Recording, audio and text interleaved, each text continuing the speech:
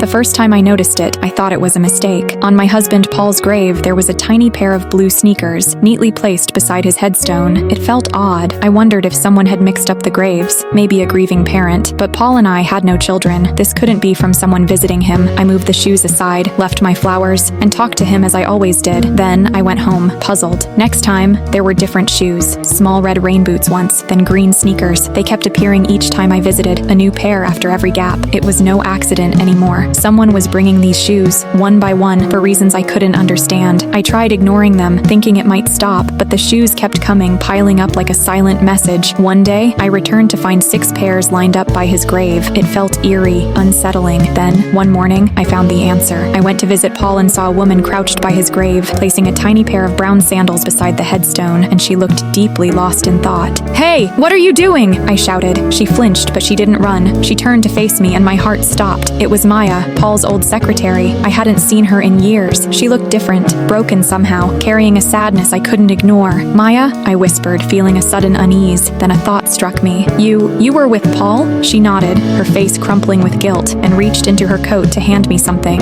It was a photo. I looked down and my heart shattered. Paul smiling, cradling a baby boy. My husband, who I thought I knew so well, had kept this secret. "A son. His name is Oliver," Maya whispered, her voice barely audible. "He's Paul's son."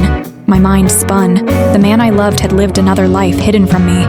"You had an affair," I said quietly.